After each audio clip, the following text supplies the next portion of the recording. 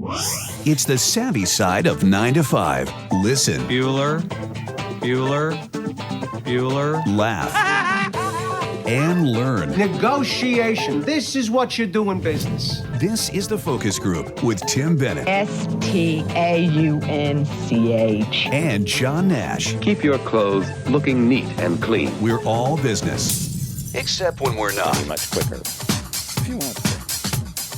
Welcome to The Focus Group. John Nash here with my good friend and co-host Tim Bennett. And I'm okay. I've been asking Tim all day, you okay? You don't like the heat and humidity. I don't. I'm in a baggy shirt today. Well, I think the shirt looks fine, but you're worried about that. Look, you look fine. There you go. You got your blue.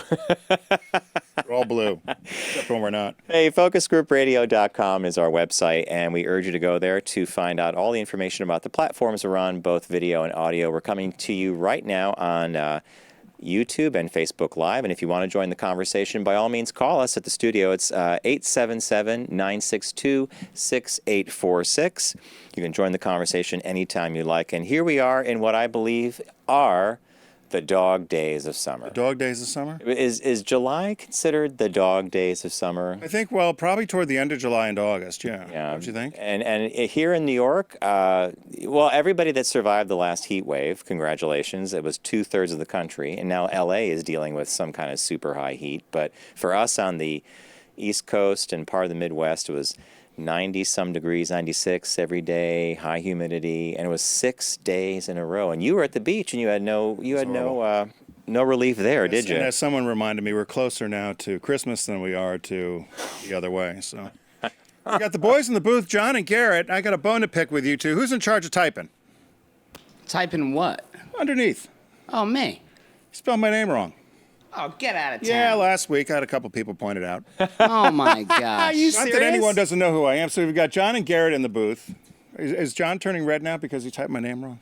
Look at him. He's going to deny he did it. Hello, guys. Oh, yeah, I'm red. I feel bad. I'm so sorry. Hey, listen, I didn't notice it. We were sitting here through the whole show, but a couple people pointed out, and then I laughed. What was it? How did it get? I forgot a T. Oh. I'm very sensitive about the T at the end. You are? Please. Yeah. I know that. Okay. Yeah, there's a big difference. Bennett. Bennett, two E's, two N's, two T's. So I guess with one T it was Benet, It could be Benet. and both the two T's it's definitively Bennett. Bennett. Okay. Bennett, I guess. Hey, you got your ancestry done, didn't you? I got 23andMe results back. 23andMe, how'd it come? And How'd it do? I'm waiting for the Ancestry.com report to come back, and then we'll talk about that. Oh, you're going to wait? Yeah, I'm curious for one big reason, because I was not surprised by the results, by the way. In fact, I was surprised that I was told the truth by all people involved, namely my mom and dad. Yeah, my mom now and then will hold up a piece of china and say, "This is from." This came from the south of France. Your or great aunt. something. And one time she did that with one of these fine pieces of china, and one of my old business partners, Greg, was dining with us for Thanksgiving or something, and she said something like it came from Czechoslovakia. He goes, that country didn't exist until and so the entire set was basically like, it's not valuable, don't worry about it. Well, I hated the whole thing. Mine didn't come out as I wanted, or as I was told. So I'm suspect, and it bothers me a bit. So I got the results. Bob looked at them. We both kind of chuckled because I thought this is exactly what I was expecting. That he said, you should wait for Ancestry though to see what were there differences between the two. Yeah. So Ancestry on mine said that I had British, of course, and Great Britain, but then it had a high concentration of Eastern European. Yeah. 23andMe was different, though. 23andMe had a higher concentration of Great Britain, Scotland, Ireland. Still had Eastern Europe, but then added in France and Germany and Denmark. Oh, all right. So, which made no sense either. So I'll keep mine under wraps until because of that. You just reminded me that I'm curious about the Ancestry. Yeah. Because the 23andMe was. I was like, check, and now I'm wondering what the other one's going to be. They were somewhat lined up. The thing that's confusing to me is it gives you a bunch of relatives. I didn't sign up. Well, you should, because that's the whole point of it. You got to see who you're related to. But anyway, there's all these relatives that I don't know. I don't recognize last names. Once in a while, you'll find a surname of somebody from that you might have remembered your parent talking about or grandparent. But that's the thing for me, is that the amount of people that are cousins that You just, But you never knew. and you end up, it's a time suck.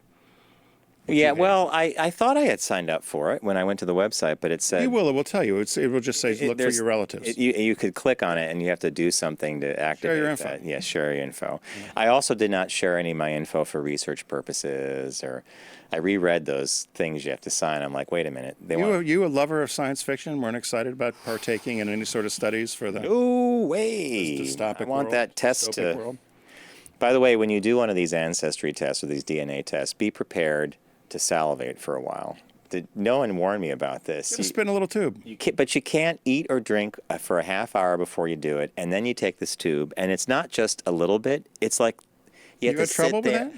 I had to do one test. I put it away. Then I waited for 20 minutes. Then I did the other one, and then I finally got a drink of water after I waited. I did it all right. I mean, I did my half-hour period and the whole thing, but I was like, geez.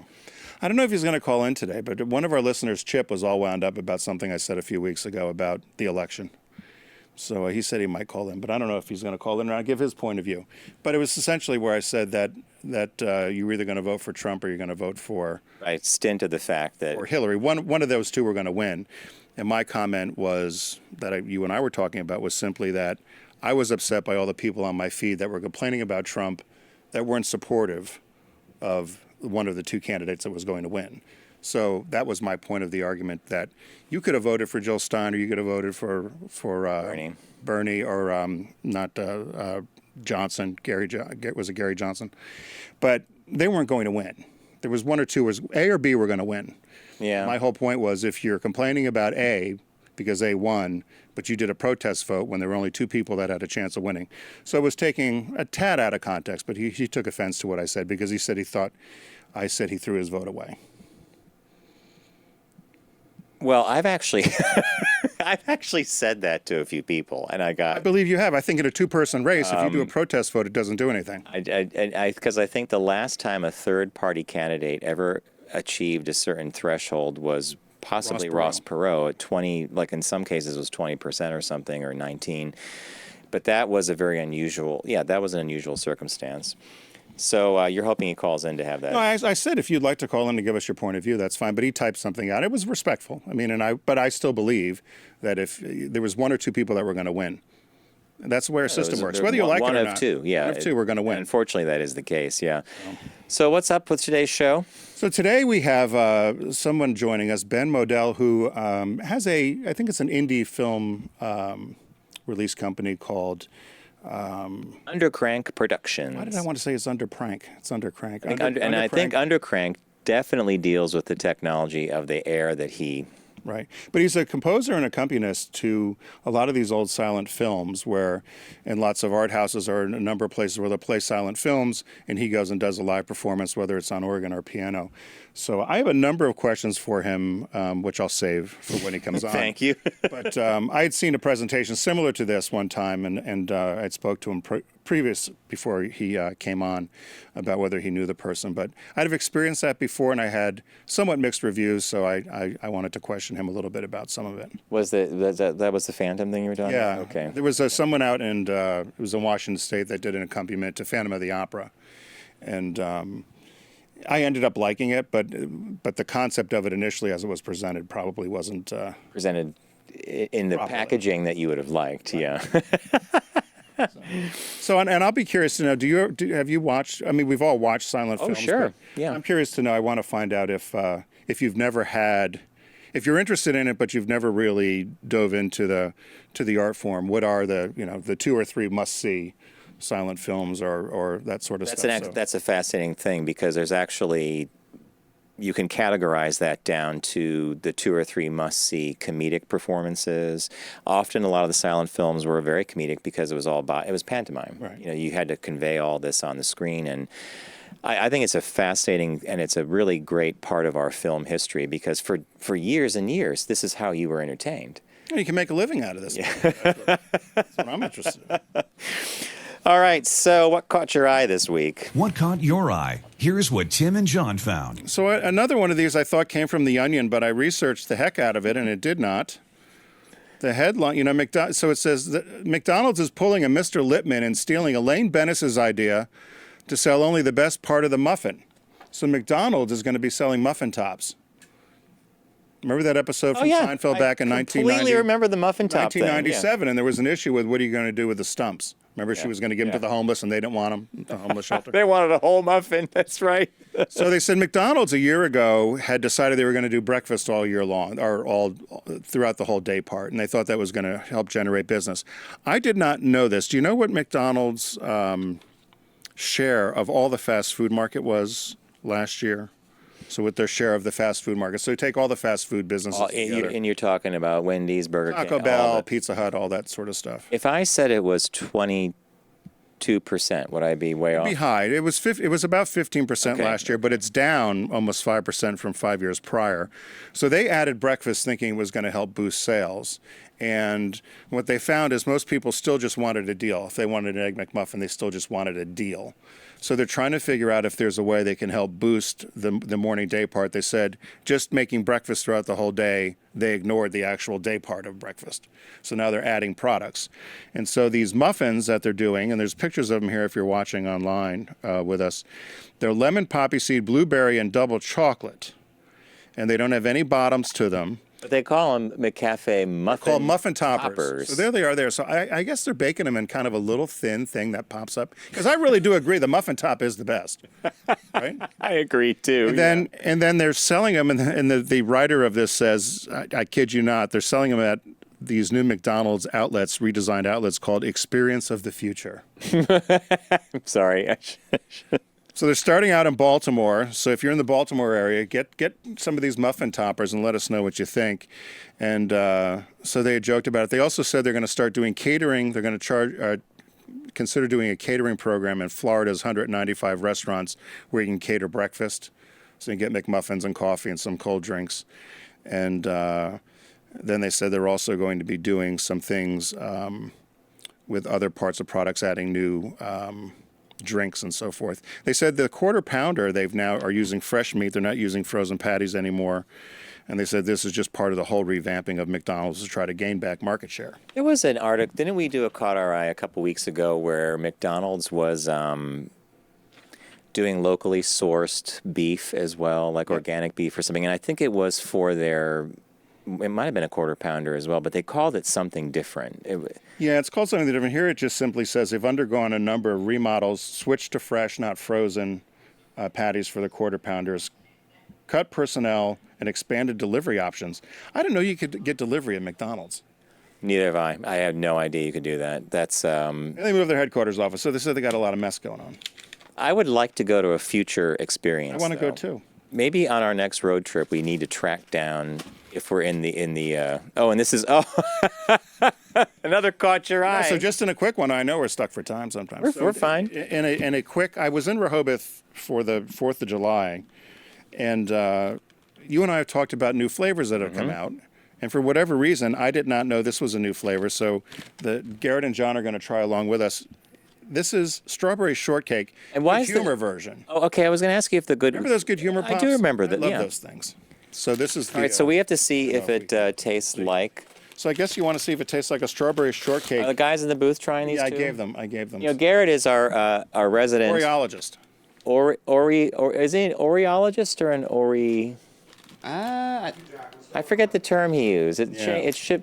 Ooh, they have an odor. I'll ask him. Garrett, you get the odor? They have a. You know what it smells like to me? It smells good. It smells like a strawberry Pop-Tart. Yeah, very similar. Totally. But like that ice cream cone that's trying to. What do you think? I'm a fan of strawberry, you especially do? fake strawberry. You yeah. like this? Hey, wait. kinda Especially fake. Like Nestle Quick Strawberry, stuff like that. Yeah, I really like it. We would be nowhere without John and Garrett. They always provide such The excellent. cookie, interestingly, has got little Garrett- flecks of strawberry in it. Yeah, it does. I see like little. And little strawberry goes well with milk. Yeah. Oh, really? I gotta tell you, I'm not a fan of these. I don't really mind dig it. them either, honestly. I don't mind it. You like it, John? No, I'm not I really can't even feeling get it. through mine. I don't like artificial strawberries. No. Sorry. I'm with Garrett. I think it tastes fine. I might have another one. Tim, we got someone on the phone too. You do? Hello? Happy Jack. Happy Jack. We haven't heard from him in ages. Well, I'm always here. I'm not always live. I mean, I'm not always listening live, but I'm always live. I've been seeing the Muffin Toppers at lots of different McDonald's. Lots of truck stops have the McDonald's in them, and I've been seeing them for the last probably 2 months. Wow. Did you try one? I did. I do appreciate that, the size of a cupcake and a muffin has gone from, the size of a cupcake up to the size of a half a pound of bread. I do appreciate that it's back down to an almost manageable calorie intake. And, I mean, I kind of worry about that, but not too much. But they're right. It is exactly the part of the muffin that you want. Happy Jack, I've seen pictures of you. I know you take care of yourself. The Muffin Topper sounds like a good compromise, right? Because you're only having half. Right.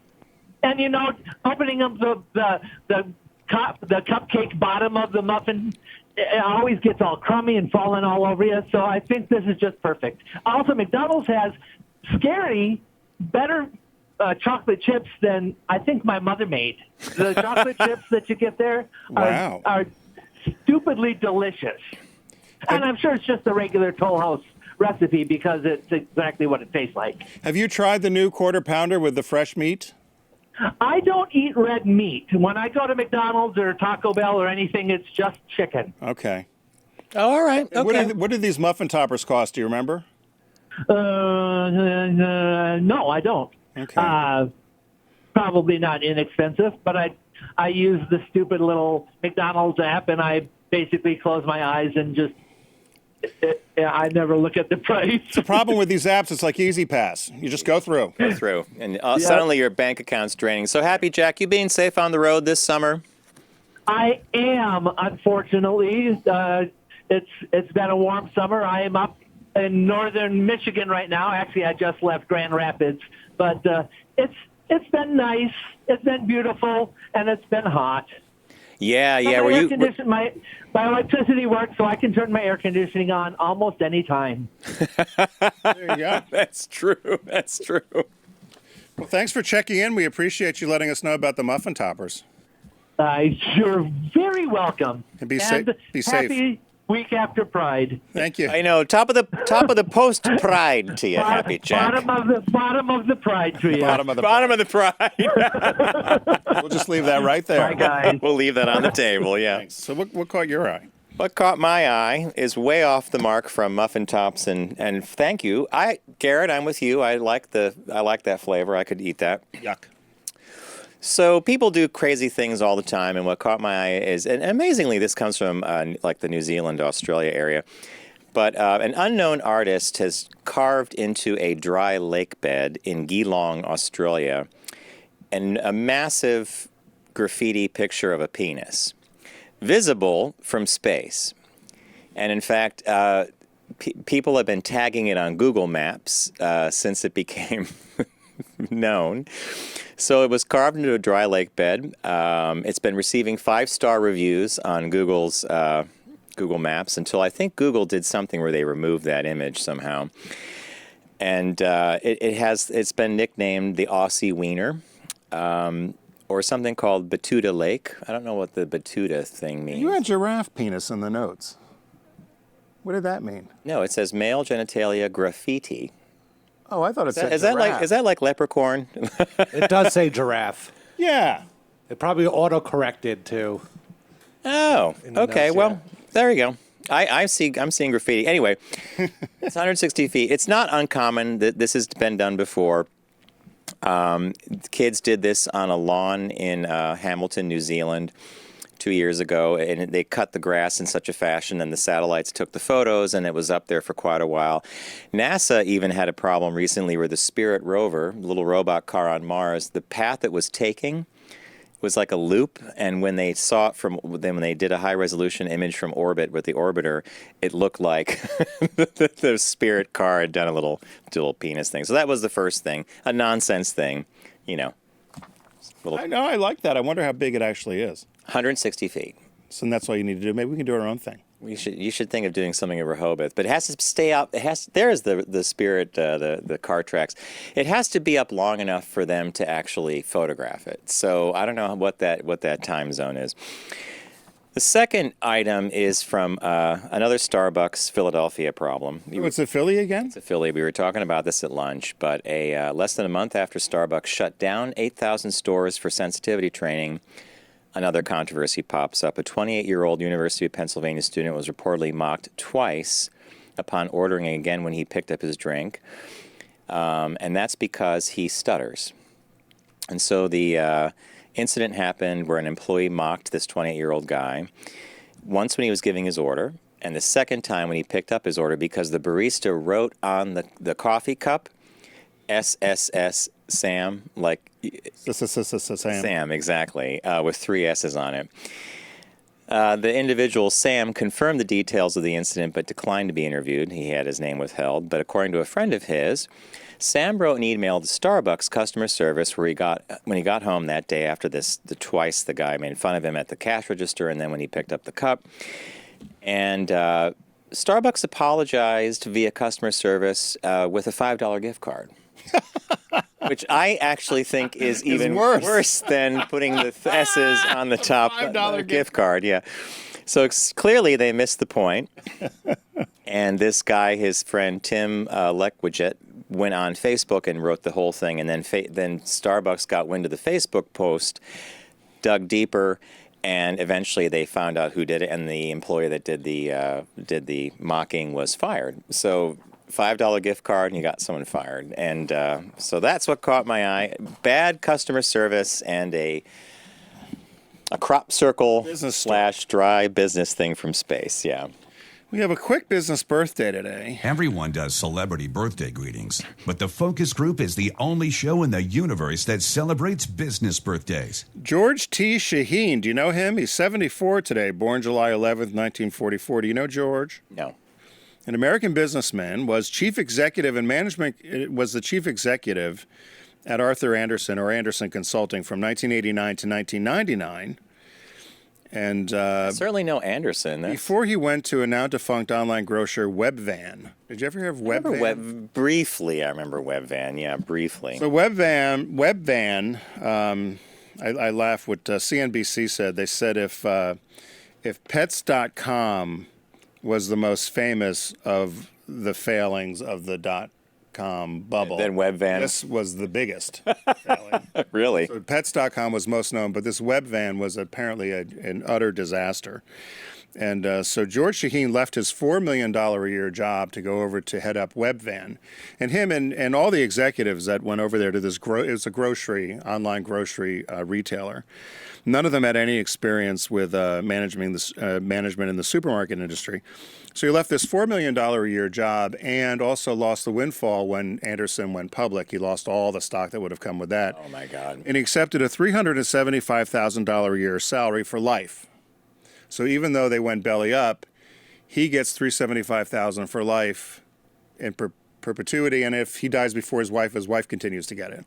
So I guess, at the end of the day, on par, not such a bad deal, right? So it was. Webvan was an online grocery business that filed bankruptcy in 2001 after 3 years of operations, and it was folded into Amazon.com. It was headquartered in California.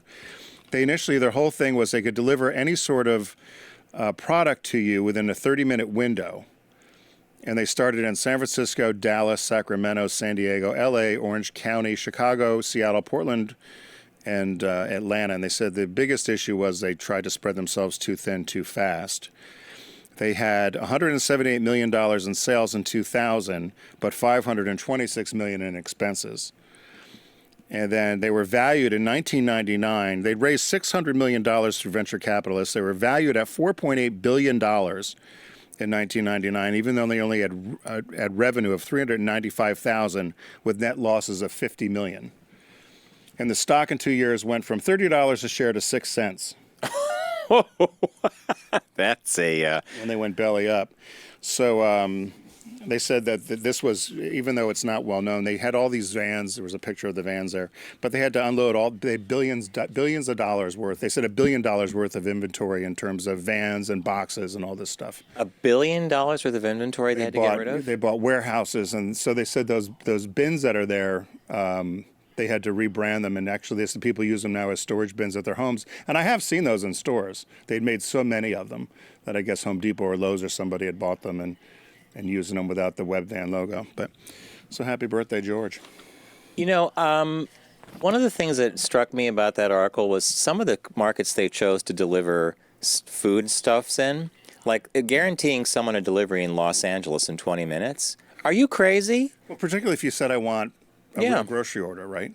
I mean, how big is that? Yeah, that's, yeah. The other thing is the margins, anybody will tell you this. They're slim. So slim in the grocery store, right? It's all about volume and about the deals you make with the different food distributing companies to get shelf space, because they pay for that sometimes. So, as friends of mine, I had a couple friends that went and worked at some of these .coms, and actually one guy went to pets.com, and he said their biggest issue was shipping because the stuff was so heavy. Yeah. Because if you bought a big thing of dog food in Manhattan and you needed somebody to deliver 50 pounds of dog food up 4 flights, they're going to charge you. Yeah. So, hey, as many of you know, Deep Discount is a sponsor of ours here on the Focus Group. We love working with them. It's a great month of new releases, by the way, which I'll get to in a minute. Every one of them is on my list to buy. And if you go to Deep Discount, you get there by visiting focusgroupradio.com. Click on their logo on the right. It's a shark, and I always do a pirate. Arr! If I had a sword through my teeth. Arr, mateys. I don't know why. It really doesn't relate to the shark, but I love the pirate sound. Just like I like the leprechaun. I was going to get you some pirate shorts this weekend. You should get him one of a pirate hat with a shark on it for the Deep Discount read. We like getting credit, so definitely go to our site first, Focus Group Radio. Click on the Deep Discount Shark logo. And this sale this week, and there's always sales and coupons and codes available at Deep Discount, is America in the Movies. And I had a ball looking through this, but I decided to go with a couple things. First, I went with Ordinary People. And Ordinary People is a movie starring Donald Sutherland, Mary Tyler Moore, Timothy Hutton, and Judd Hirsch. Now, is this your favorite movie? It's one of Being There is your favorite. Being There is yeah. But Ordinary People is just a really amazing, and you know who directed it? Robert Redford. And he won an Academy Award for it, yeah. So it was really a vehicle in many ways. Donald Sutherland and Timothy Hutton brought more of their excellent chops to the whole thing. But Mary Tyler Moore, this was completely a breakout role for her because she plays the mother in the family. There's 2 boys. The older son actually passes away in a boat accident. And she was amazing in the movie because we all know her from the Mary Tyler Moore show, more of a comedic role. The second movie I have not seen, and the reason I picked it is because I want to see it, and it's called The Big Short. And it takes place in the mid-2000s, and guess what? It's all about the lead-up to the subprime meltdown and about a group of individuals who actually saw the problem coming and made a ton of money by betting that, in fact, the subprime market would collapse. Steve Carell, Ryan Gosling, Brad Pitt, Marissa Tomei. It's a great cast. I wanted to see it when it first came out. I never bothered to. I'm definitely going to order it because I think it might be a good little look back at some recent history. What'd you pick?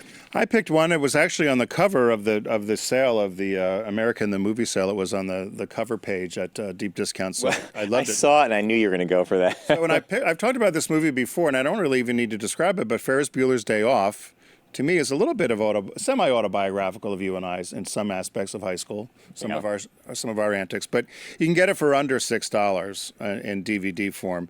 And of course, Matthew Broderick, who I love, stars in it along with Jennifer Grey and Mia Sara, Alan Ruck. I love the fact that it's also done by John Hughes. I love his movies. Came out in 1986. John Hughes, of course, did 16 Candles in the Breakfast Club. But I went through and I found a couple of facts about the movie which I thought you'd find interesting.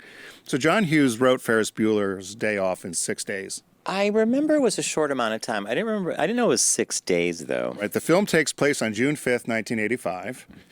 John Candy was supposed to do the role of Cameron, but they thought he was too old. Yeah. Actually, I think that that's a great call that they didn't use him. Although I just saw John Candy and Uncle Buck recently, which is a fun movie. The high school that they use is also the same high school and the same name of the high schools that were used in Breakfast Club, 16 Candles and Pretty in Pink. I would have never noticed that. No. But it was his high school, John Hughes High School. Even though the part was written for Matthew Broderick of Ferris, Jim Carrey, John Cusack, Tom Cruise, and Michael J. Fox were also considered. Of that list, who else could you have seen doing it? I only have one name in mind that could have Maybe done it. John Cusack. Oh, I see. I thought Michael J. Fox. Really? Okay. Yeah. And then the role of Jeannie, they looked at Linda Blair, Carrie Fisher, Linda Hamilton, Madonna, Jodie Foster, and Sharon Stone. Can you imagine? Are you serious? Yeah. That's good trivia, man. Holly Ringwald wanted the part, but John Hughes said the part wasn't big enough for her. And then Matthew Broderick was just quoted at the 2010 Oscars when there was a tribute to Hughes. Matthew Broderick said, "For the past 25 years, every day, somebody comes up to me, taps me on the shoulder, and says, 'Hey, Ferris, is this your day off?'" So Ferris Bueller was my pick. Excellent choice. As always, it's one of your favorite movie. Yeah, that's one of your top 3, right? Yeah, in fact, it could be your top 1. All right, new release this week is a movie that I definitely missed at the box office. Bob is dying to see this because it's a really super well done scary movie, and it's called A Quiet Place. It was directed and written by John Krasinski, and his wife Emily Blunt stars in it as well. Now, you know John Krasinski from the American version of The Office. Right. So this is all about aliens. The movie, you start them in the movie. It's already happened. There's been some kind of alien invasion, and the aliens react to sound. And so the movie has basically almost no dialogue. The family lives in abject terror and utter silence because if they make a noise, the aliens are going to get them. It did very well at the box office. I do think they announced a sequel, which I'm mixed review about. Maybe, I don't know. There's no talking? Very little dialogue, yeah. It's a quiet place. Sounds like Mars. It sounds Was that Mars movie got no chatter in it either? Other than a disco soundtrack? Wasn't the Mars movie? Didn't have The Martian. You're talking about The Martian with Matt Damon. No, that's a talkie movie. There's a lot of talking. was talking in in that it? movie, yeah. So I'm dying to see this. So the new release is A Quiet Place. So it's let's review for the audience what we've gone over. I would definitely recommend from the American movie sale, Ordinary People and The Big Short. And Tim? I picked Ferris Bueller's Day Off, and the release is A Quiet Place. As John mentioned earlier, be sure to go to focusgroupradio.com, click on the deep discount logo, and start shopping away. We like you to go through our site so we get credit. And Garrett? Thanks, Deep Discount. So Tim Bennett here with John Nash. We're going to take a quick break, and when we return, we've got Ben Modell who's going to join us from Undercrank Productions. He's a silent film historian, accompanist, and programmer, and we're going to talk music and silent films. So stay with us. We'll be right back.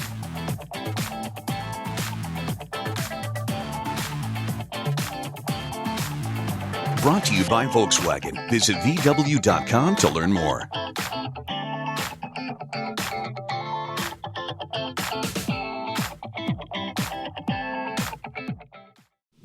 Focus on the savvy side of 9 to 5 with the Focus Group. Try, really try. Listen, laugh, and learn with Tim and John. I never try anything. I just do it.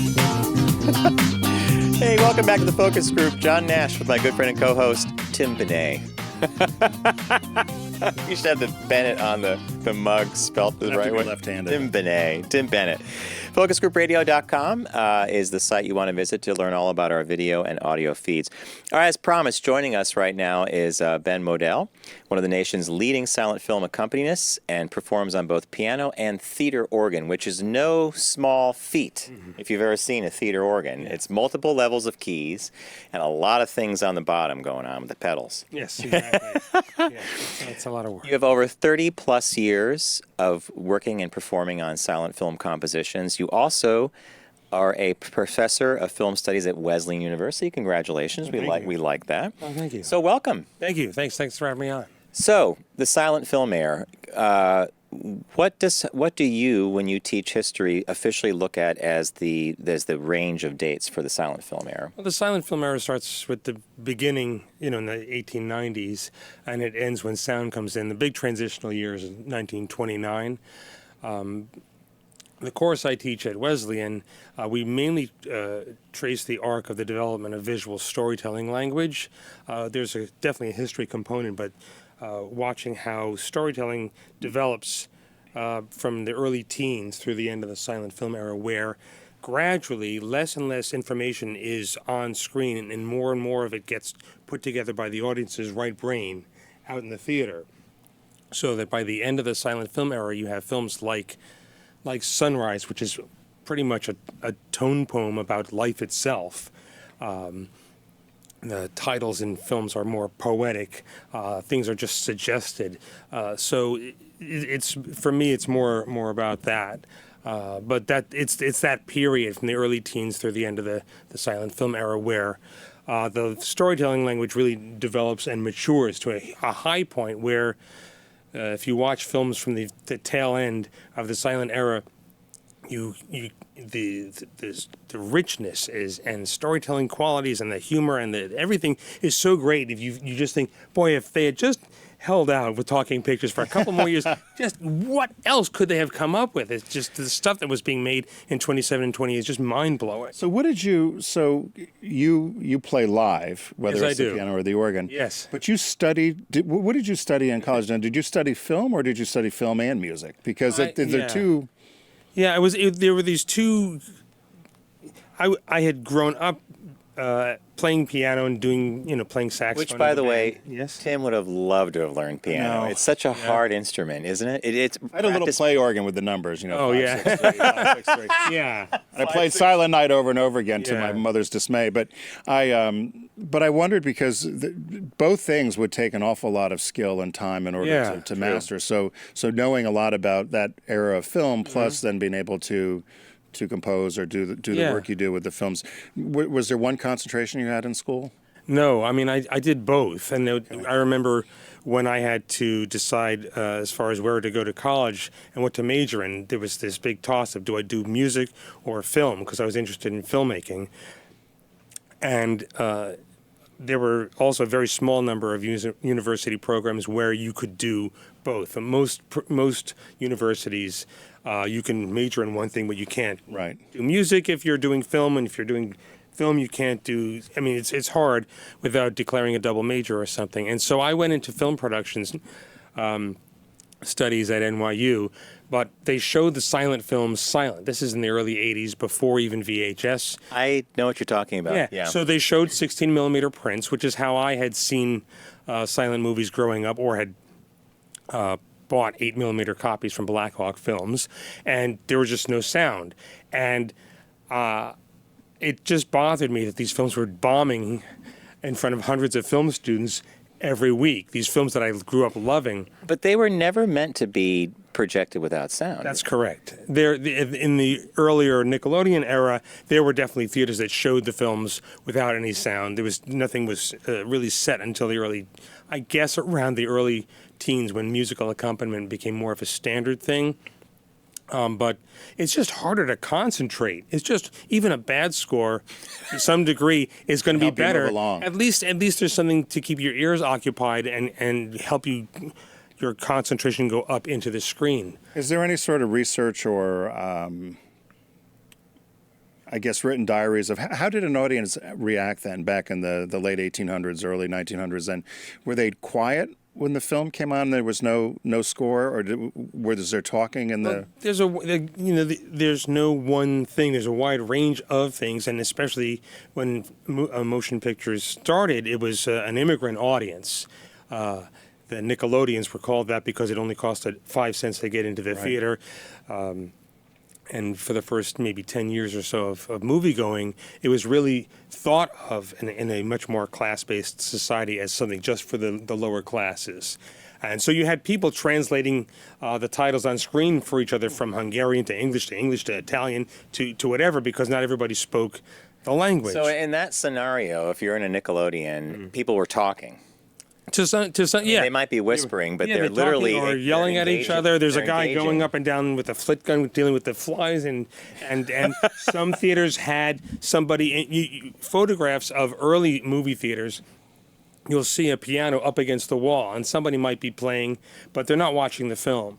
And so, for the first 10 years or so of cinema and movie going, that's what it kind of was. And then in the early teens, there was a push toward having not only more consistent musical accompaniment, but having proper musical accompaniment where you weren't just playing a march during a funeral and a polka during a wedding and stuff like that, because theater owners saw that, well, that we can make money of this. How do we get middle and upper class America to come to the movie theaters? They're afraid to go into these places they think of as these dirty dives. Right. And by offering proper music, not just the music, but orchestras, which is really what started in the mid-teens, that really classed it up. That was a thing that really sort of helped put movie going over. So a movie like Birth of a Nation, yes, which is like one of the top silent films, right? Was that released? When it was released, better way of phrasing the question. When it was released, did the studio provide a score for it? Well, the studio didn't, but D.W. Griffith sat down and worked with a composer named Joseph Carl Breil, and Breil created a musical score for an orchestra that he wrote. It was a mix of composed and compiled music. So there's a lot of classical music and then themes that he had composed. And while Birth of a Nation is known for one really awful thing, especially the last third of it, it was also a huge blockbuster hit, which is sort of a cultural landmark of where we were 100 years ago.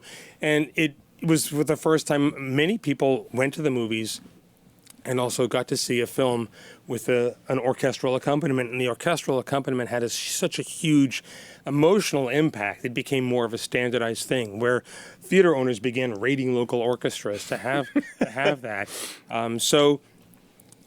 Typically, though, what happened as the silent era wore on is that music began being published that was composed to sound like classical music, but where the mood would not change every 16 bars or something like that. So you would have Agitato number 3, Love Theme number 4, and every movie theater would have a huge library of music.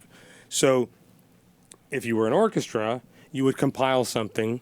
If you were a soloist, a piano player, or an organist, like early version of modularity. Yeah, so exactly. The orchestra or the piano or organ player would say, okay, I'm going to pull, there's a love thing here. Yeah. There's 4 comedic beats. I'm going to do like whatever that might be. For the most part, it was up to the local conductors or musicians to create and compile the score. It was music you could see or music as you saw it then. Yeah. For the audience, which is weird to me because depending upon where you were, right? If the film had been released in 10 different cities, it could have a different mood or a different emotion depending upon what music was. The whim of the right. You could see a film with the orchestra and then stay, and while the orchestra went on break, hear the organist play for it and hear a completely different score. But it was much with that. Where you've done a different score for 2 different films. One could be maybe it was a horror film, but you did a very happy score. I wouldn't. Nosferatu. Yeah, I wouldn't do that because for me, the idea is I'm working for the people who made this film, and I want it to work as well as possible. Yeah, right. I will probably almost never play the same thing twice because I can't remember. Really? So you were going to ask about that. It's improvised. So it is an improvised. So you're looking at it and you're... Yeah, so the film comes in here and it comes out my hands. It's one of the ways some of the accompanists like myself and my colleagues work is it's improvised. There are ensembles that find the original cue sheets and compile all the mood cues, and so you hear the cue sheet that was published. There are ensembles that throw out the cue sheet and compile their own, and there's everything from that to electronica and also anything in between. But in terms of traditional accompaniment, this is the way I work because I have so. Some months are more busy than others, but if I have 5, 10, 12 shows in a month, and there's just no way to compose, rehearse, and synchronize that much music every month. For someone who doesn't know much about the silent era, and I don't, and I don't think a lot of people do. Yeah. If there were 2 or 3 films that you said, you know what, you need to order these films, and whether you get them through Deep Discount or Critics' Choice or from Undercrank, directly from my website, Ben's company. Yeah. Yep. What 2 or 3 would you recommend for somebody if you said, you know what, these 2 or 3 films really define the silent film era? Do 3 pop in your mind? Or? Yeah, I think that there are a few that not only may or may not define the silent film era, but which are much more readily accessible to a contemporary viewer. And I would say Sunrise, which I mentioned before, the Fritz Lang film Metropolis. When did Sunrise come out? Sunrise was released in 1927. Okay. So it was very close to Talkie Town. Yeah, when the very. talkies Yeah, came in. and it was actually released with both silent and with a recorded musical score, which is what's available on it. Released by the William Fox Company. Metropolis is a film that has been restored a couple of times, and they keep finding hunks of it, and I think they're missing maybe 5 or 6 minutes, but the most recent restoration has the film as complete as possible with the original score on it. And then I would say, other than that, anything with Chaplin, Keaton, or Harold Lloyd, although it's interesting, Harold Lloyd's films are hilarious, but they don't, if you have not seen the film in a theater with an audience, it'll just kind of sit there and you'll wonder why it's so amusing. Yeah. But then you see the same film with an audience and you'll fall out of your chair. I don't know why that is, but although I do think Lloyd and his team designed those films to work with an audience. They're like roller coaster rides, and they're a lot of fun. And the iconic one with him is Safety Last, when he climbs up the building. Chaplin, I would say City Lights or Modern Times are great. I mean, they're all. It's hard to pick a favorite of all. Well, as a personal favorite, like a Desert Island Silent, I would say for me, Modern Times. It's a classic. It's his last silent film, and it's really a film where he goes back and revisits things he had done over the many years. And for me, I just have a very vivid memory of seeing it in a movie theater when it was re-released in the early 70s, and having only seen Chaplin films on TV or an 8mm print, seeing this in a regular movie theater with that amazing score that he did. And a good print, I'm sure. It's just a very visceral memory for me, and it is a great film. I think Ben's recommendations are fantastic, and I agree on Chaplin and Keaton specifically. Chaplin, though, Modern Times. I mean, I have looked at that movie. In the last 2 years alone, I've looked at huge hunks of Modern Times a couple of times, knowing that Charles Chaplin, well, that wasn't even his, used to do sometimes 9, 10, 12, 14 takes. 114 takes. He would just keep shooting until it felt right. Until it got it right. And sometimes he wouldn't have an idea, and he would just keep shooting until, that's it. So you have a company called Undercrank Productions. Yes. And you are bringing some classic silent film titles out, and you're putting your score to it. Yes, exactly. So in some ways, if someone got this is a Marcel Perez, and he was French, but he's like the French Charlie Chaplin, or he was American. Well, he's American. Well, yeah. Marcel Perez was born in Madrid. Look how it disappears. It's great. Yeah. Marcel Perez is somebody who, like you mentioned, classics. Most of these are classics you've never heard of yet, but you should. Perez was born in Madrid, worked in movies in France and then in Italy, and then came here in 1916 and worked here for the rest of the silent film era until he passed in 1928. We're just rediscovering him, and he's brilliant. He's absolutely brilliant as not only a comedian and gag writer, but as a director. And if you're familiar with some of the second-tier comedians like Roscoe Arbuckle and Charlie Chase and Lloyd Hamilton, he belongs in that class. It's just that most of his films are lost. Now, what Arbuckle was Fatty Arbuckle, right? Yes, yeah, and yes. That was a whole. Killed someone with a bomb. There's a whole, Well, that's the story, and there's so many books written about the trial.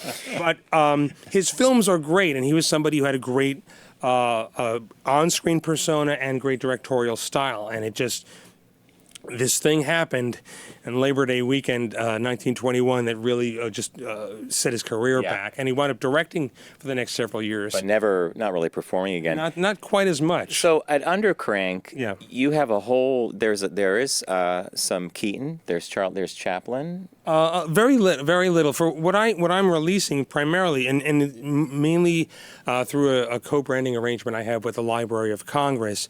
That's a stamp of approval. Yeah. The Library of Congress. Yeah. I'm one of their resident film accompanists, and I go down to their Packard Campus Theater in Virginia a bunch of times a year to accompany films there. But I'm working with them to get out titles that are not as well known films and comedians whose work maybe a company like Kino or Flickarelli or Criterion may not be as interested in, but there are fans who already have The General and Safety Last and The Wind and everything, and they want to see more silent film.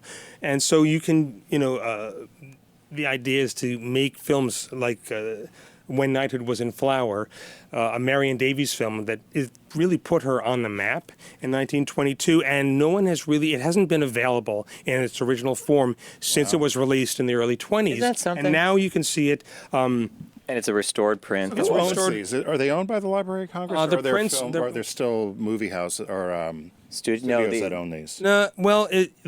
In most cases, the studios, if there's a copyright, own the rights, but a lot of times the materials are at the Library of Congress. So for When Knighthood Was in Flower, they have Marion Davies' collection, which I think was donated in the 50s. So we scanned Marion's own nitrate print for the project, and through doing some research on the use of color, I was able to reinstate not only the original tinting scheme, but there's a hand-colored sequence at the end, which we were able to digitally reinstate.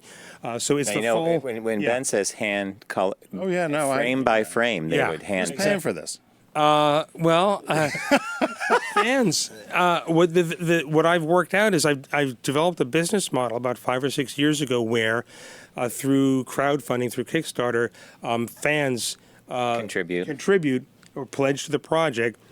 That's what funds the project. And then by working with a manufacturer on demand production model, I don't have to make 2,000 and hope they sell. And warehouse them, yeah. Exactly. I had to do that with Knighthood because it's Blu-ray. But basically that's what's worked, is that the costs of production get covered through fan funding through Kickstarter and are available on Amazon and now on sites like Deep do they cost? Do they cost just like a regular? The prices DVD are would cost? Yeah. I make them available. The basic price they list at $19.95, but I think there's some outfits like Deep Discount and Shop TCM who currently have them marked down a little bit. They're available on some other websites internationally. But the idea is that. I found this wormhole between the fans and the films. Yeah, and connected them.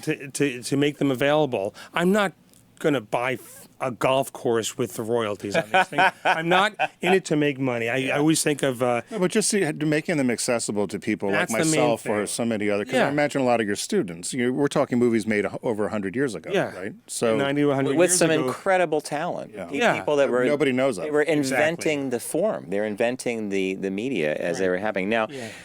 you actually are performing live. What's your tell us your website. My website is silentfilmmusic.com. Silentfilmmusic.com. Click on the upcoming shows tab, and you'll get Ben's schedule through July and August. And it ranges from, Tim, you should go to one in State College in PA. Huntington, New York. Yeah. I want to go to one out here in the Alamo Draft House in Brooklyn. It's the Buster Keaton Steamboat Bill Jr., which is a famous 1928 movie right before Talkies. You coming to Philly? I go to Culpeper all the time. Culpeper, Virginia? You should come to the Packard campus at the Library of Congress. Movies are free. They show movies 2 or 3 nights a week. Really? Week Take the train down there? Yeah, I take the train either direct to Culpeper or to D.C. and then on. And they show film, and they have a digital theater organ there. And I think there's a great place. I think there's a number of performances and titles on the list that Ben's doing that will really appeal to you, Tim. I'm serious. I think you're going to like it. Quick, stupid, idiotic sidebar. We were out in California on a business trip together, and we were at a hotel, and there was a pool. A bunch of people around a pool, and one of the people at the pool was a gossip columnist. And I'm floating on a raft in the pool, and I said, and I make up like I'm calling someone, ring, ring, ring, ring, and hello, Mary Pickford's doing talkies. Because wasn't she a transitional silent to talkie? She tried. I mean, she tried, and she made a few sound films like everybody did. Some had no voice for it. Right? Yeah. It was such a huge difference in terms of making the movies. It was for a lot of people said in interviews, it just wasn't as fun. Yeah.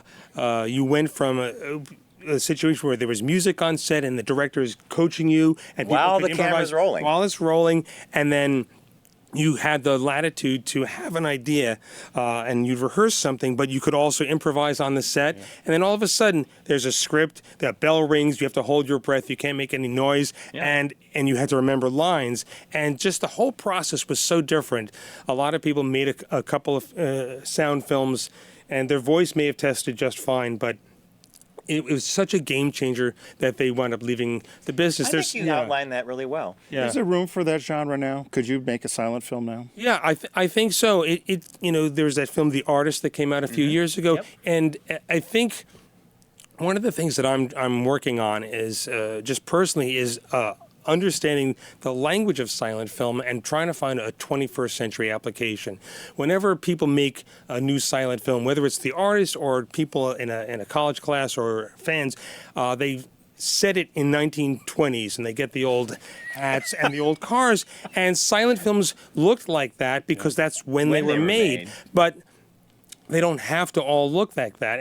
And one of the aesthetic things that happens is that when you watch something newly made, is that you're aware that you're watching something made recently, but it's trying to look like that. And I really want to see, can you take the storytelling language and the black and white and the silence and the speed up, which is absolutely part of the language, which is why I call my company Undercrank, but put it into the 21st century where people have cell phones and walk into garbage cans while they're texting and all that kind of stuff. Yeah, I think there's room for the it. entire thought process into our time. Right. I love your idea. What about I think Triplets of Belleville as silent, and then was that the one about the Tour de France? Well, it was an animated. There are a lot of films. You're talking about the John Krasinski film, The Quiet Place, and people will often say, "Oh, that's like a silent film." There's a film that Robert Redford is in where there's no dialogue. Right.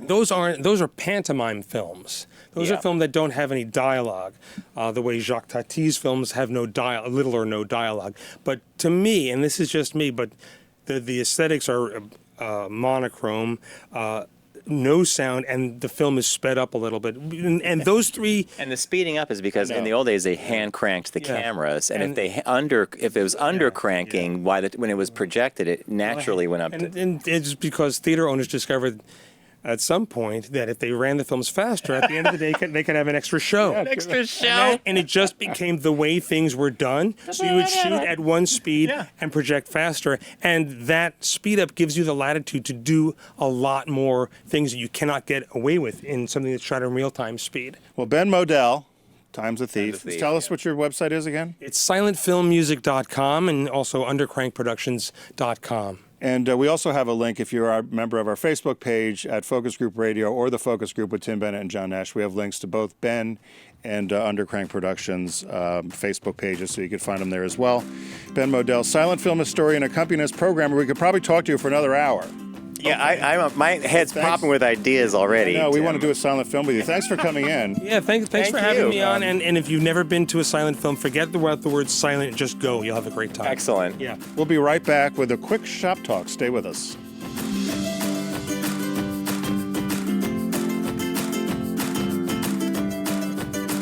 Brought to you by Volkswagen. Visit VW.com to learn more.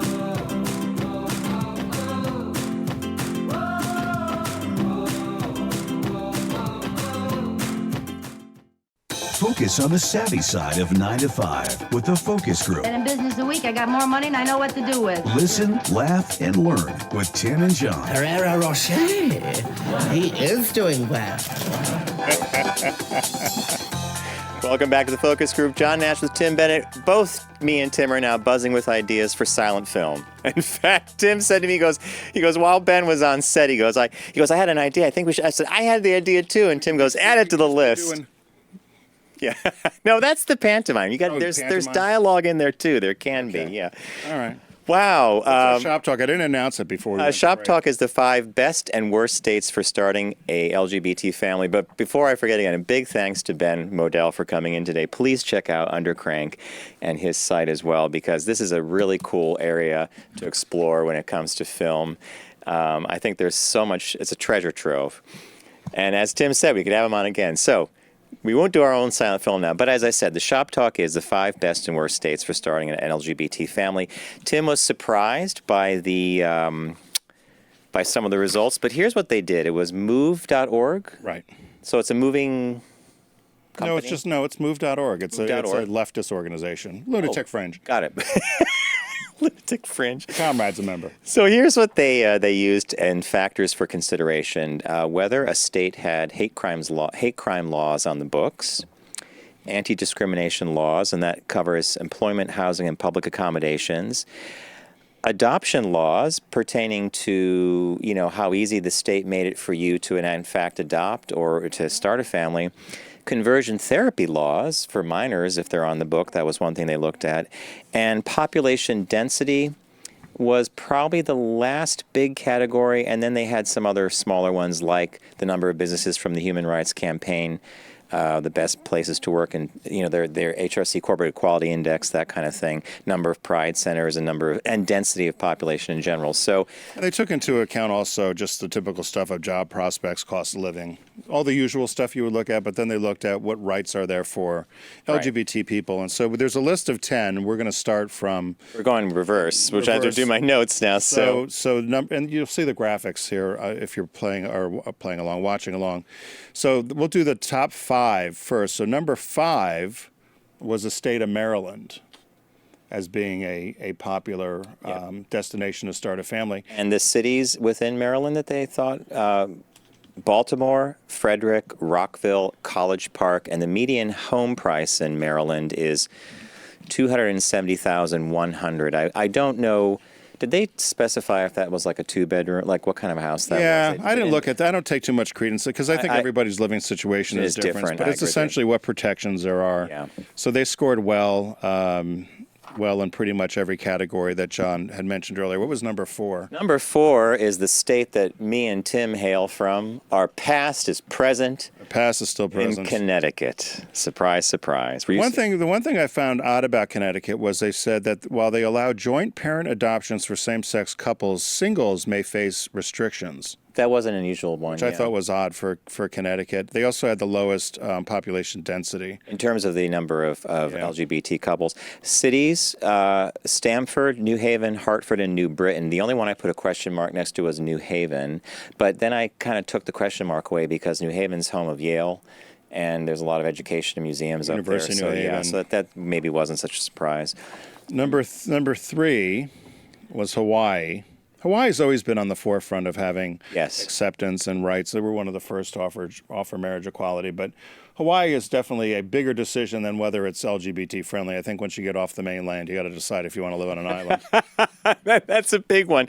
So there was Hawaii, Maui, and Honolulu. Oh, that's nonsense. I loved Maui. When I went to Hawaii, that's where we stayed. You like the tropics, you like humidity, you like your clothes stick to you. No. Hawaii's the place to go. Yeah, and that's a long way to go for a beach. There you go. Thank you for getting that in there. Tim always says that about Hawaii. You love it, but it's a long way to go for a beach. Go for a beach if you're on the East Coast. Number 2 is the state of Illinois.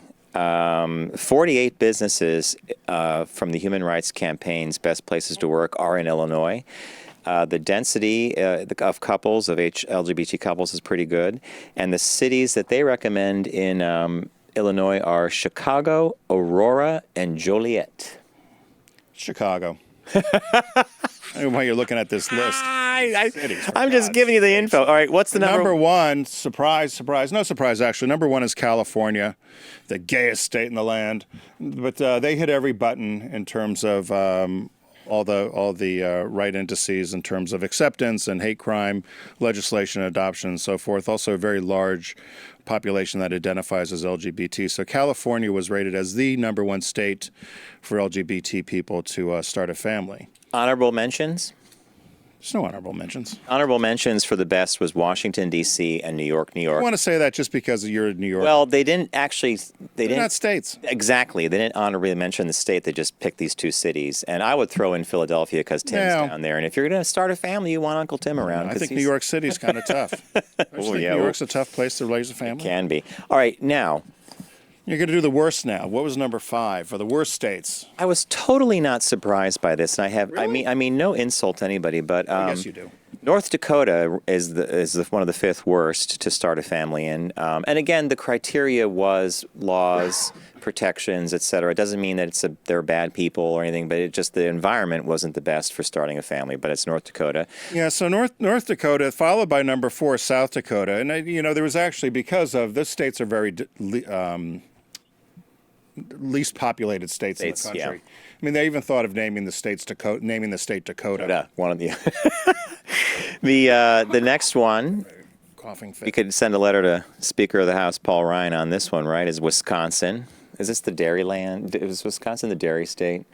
Yeah, I always try to get that. And Tim knows the states way back. I love your little P90X Paul Ryan picture. Well, if you're in Wisconsin during the summer with the windows down your car, all you do is smell cow shit.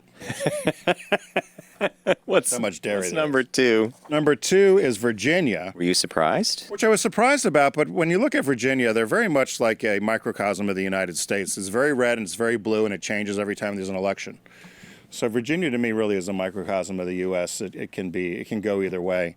But I was surprised about them being one of the second worst for LGBT and families. What was number 1? West Virginia, which you actually, Tim went to school on the border. Minutes. How far away was across the river? Across the river from West Virginia, Marietta, Ohio. And you even back in our college days, you were not necessarily a fan of West Virginia. It was not uncommon to. I shouldn't say it wasn't uncommon, but you wouldn't be surprised. Every once in a while, you would see pickup trucks with people with Klan outfits on in West Virginia. And that wasn't at Halloween, right? Okay. This was the 80s. Wow. And the Confederate flags, the whole deal. But West Virginia, we used to do this. The northernmost southern state and the southernmost northern state.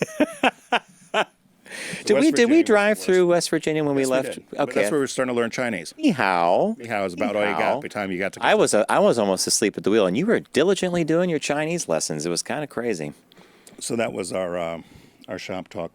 So hey everybody, thanks for joining us today. John's laughing. What are you laughing at? I thought my mind is racing. Do a silent film. You and I, because Tim, you and I are just. We got a lot of things to do. We need assistance. Aside from John and Garrett.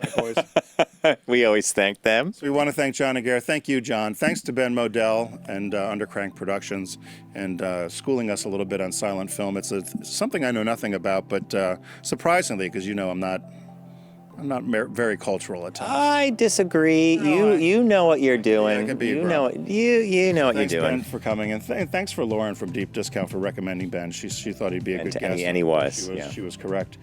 And thanks to our friends at Deep Discount. Be sure to go to focusgroupradio.com. They've got some great sales going on right now. And click away and start buying. And a big thanks to our friends at Volkswagen. If it were not for Volkswagen, we would not be here for the last 8 years. So we appreciate all they've done for us and all they do for LGBT media. Cars to check out? And so the cars to check out. There's some new cars. Of course, the Arteon's coming. And be sure to check on, I was reading some stuff this weekend about the new Tiguan. So the Tiguan, if you remember the SUV, compact SUV, it's gotten bigger. They extended the base, size. Yeah. And it's actually doing so well. It was a big part of their sales success last month. So the Jetta company is sometimes now going to be known as the Tiguan company. But it's a great SUV. I'm trying to convince Richard to trade in his SUV to get it. But he's a little hesitant. Well, he just got another German brand. All right, well, he needs to get in this German brand. German brand. Hey, don't text and drive, arrive alive. Be sure to catch our show, TFG Unbuttoned, every Tuesday morning.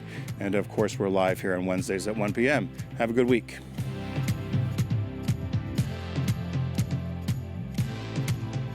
It's the Focus Group with Tim Bennett and John Nash. Formerly on Sirius XM satellite radio and now accessible on all platforms. Subscribe, like, and rate us on your platform of choice. Learn more at focusgroupradio.com.